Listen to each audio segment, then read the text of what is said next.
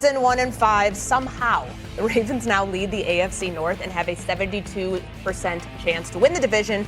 They're currently on a 5-game win streak. So, of course, since it's Thanksgiving, we're going to up the ante here and call this a must-win game. Who is this a must-win game for, D-Wood? I mean, for me, it's the Cincinnati Bengals. Because if you're going to go out there and you're going to trot Joe Burrow out there, the only reason Joe Burrow's out there is because they haven't been mathematically eliminated in the AFC North. And so if you're the Cincinnati Bengals, you have to win this game. You have to win the game. If you don't win this game, I think now you got to start having discussions about what exactly we want to do with our quarterback. Do we want to continue to put our quarterback out there? Now, I know players want to play regardless, but if you don't win this game, I don't see any path forward for the Cincinnati Bengals. Okay, Stephen A., is this a must-win game for the Ravens? We've read all the stats on kind of where they are. Where do you see it? Well, listen, I'm going to take that back. I don't think so, because I think that, unfortunately, for me, I can't rely on the Steelers being consistent and winning. And we all know that the Baltimore Ravens could lose this week. And they're not even a question. No. I'm just saying, is it a must-win for the Ravens? No, because they're battling the Steelers for AFC North supremacy. And since I expect the Steelers to lose their share of games, it's not the must-win for the Baltimore Ravens. The Bengals, you look at them right now, they're 3-8. Damn, RC. I mean, they're 3-8. You can't afford to lose any more games. Even if you win every single game, you still, in all likelihood, won't make the postseason. Every second matters, let alone every game. But for the Baltimore Ravens, unfortunately, because of the Steelers' inconsistencies and their struggles, the Ravens can afford to lose and still have a chance to win the NFC North, the AFC North. Yes, they can. Stephen A., ain't nobody asked you nothing about the Steelers. It's a must-win game. Courtney asked about the Ravens. Courtney asked about the Ravens. And you know what you got to Who are the Ravens? Who are the Ravens tied with? Who are the Ravens tied with in the AFC North? The Steelers, but you ain't got to say nothing negative about them to say something positive about the Ravens. That's hating. It's Thanksgiving. And here's the thing. We're covering the game. Go ahead. Here's the other thing, too. It is a must-win for the Ravens. And I've been trying to think of, how I could paint a picture for people about who the Ravens are. At the beginning of the season, we all talked about how this was the best roster in football. So, the Ravens are like a supermodel, right? But right now, they're playing like that supermodel before she go to hair and makeup. Right? All the stuff that's supposed to be there, all the things that's supposed to make them beautiful, we aren't seeing. And the most telling play was last week when they're playing the Jets. It's early on in the game. It's the first drive. Lamar Jackson gets out of the pocket and nobody's around. I'm talking about Moses part the Red Sea, nobody around. And he refused to run. Yep. That lets me know something is wrong with Lamar Jackson. And the reasons that the Ravens offense, from a running standpoint, have been so difficult to stop is because of him. And if he can't do that, and if he can't develop more chemistry with his wide receivers, they won't beat anybody in the playoffs anyway. And you got to remember, the two people the Baltimore Ravens wish they could never see the rest of their life is Joe Burrow and Jamar Chase.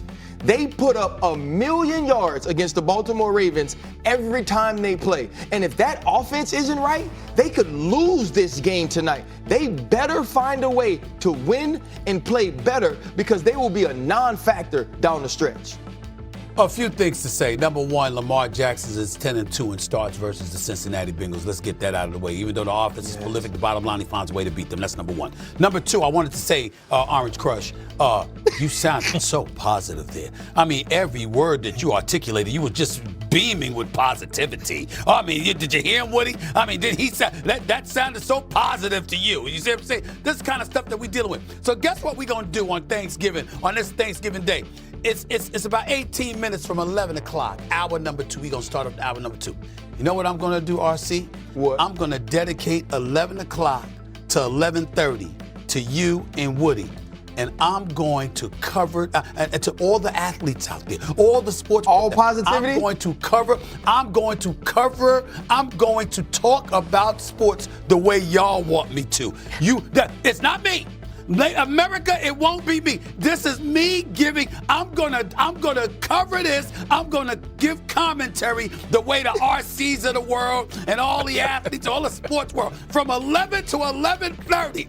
I'm dedicating this to y'all. Wait for it. Do you know what you're doing? 11 o'clock, 17 minutes away. You good with that? You sure you're good with that? God rest his soul. You remember when Kobe came out in that playoff game and he just passed the ball the entire time? Yeah. Because everybody was talking about he shot too much. I was there. Don't you do that. It was against Phoenix, Game 7. Game 7. Yeah, don't you do that. I was there. Do you know that game? Do you know that's the maddest? I think that's one of the maddest times I've ever been. I flew from LaGuardia Airport in New York to Phoenix for that damn Game 7 when he did that. Do you know that? Oh, I was ticked off. But that's all right. All right, we have a lot of you're making a lot of declarations today, Stephen A. I'm going to hold you to this. All right, we're going to. Usually, a guy of Joe Burrow's stature, you as a coach, I don't care who it is, coach, whatever, you tend to lean on the players like, okay, if you feel good enough to play, then you're going to go out there and play because that's what players do. So, listen, if Joe Burrow's healthy, it doesn't matter. He's going to play. Like, that's the bottom line. We don't, like, as players, the worst place to be is injured. You don't feel a part of the team. So now that he's back healthy, hey, that's the deal. Bengals don't win, if the Bengals get mathematically eliminated, you want to have that conversation that Joe Burrow should be resting, I agree with you there. But as long as they have some sort of chance, not great, but some sort of chance of keeping their season alive, I want the guy out there. I want to even push back on that.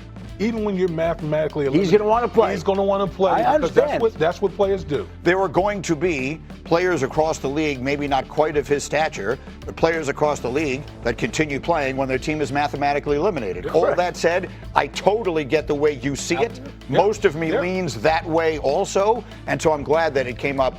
I've been waiting all week for some. Ruled out of a game in which the center of Dallas's defensive line suddenly has become a force with Quinnen Williams, who they acquired from the Jets. The Dallas defense in the 2 games that Williams has played has been markedly improved, dramatically different, and today they will take on a Chiefs offense missing their best offensive lineman. Which is critical. And D. Wood and I were talking about this in the production meeting this morning. Head-to-head with Quinnen Williams, the new acquisition. So keep an eye on the interior of that defense. Now, our buddy Rex Ryan has been screaming and yelling for the Chiefs, please run the ball, please run the ball, please run the ball. Last week they ran the ball and it was effective.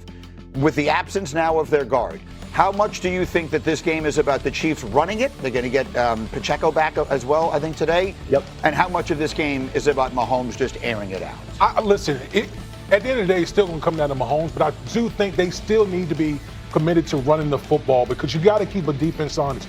Last thing you want is your team to become one-dimensional and these guys start pinning their ears back because ultimately in that defense, that's what they want to do. All defense linemen want to rush the passer. So Andy Reid and company has to still be committed to running the football. I definitely think it comes down to that. But what you started off with where you said, I know it's all about Patrick Mahomes. That's what it's about. And Patrick Mahomes playing in Dallas, a Texas kid, coming home of such. That's what we're going to be watching for. Yes, we want to see if Kareem Hunt, Isaiah Pacheco, can they pick up 4 or 5 yards of carry? The hell with all of that. I want to see Patrick Mahomes, when he gets a guy open, complete that pass, him running around. Go ahead, Shedeur. Here's my question for you. As a former player, does it mean more to you when you're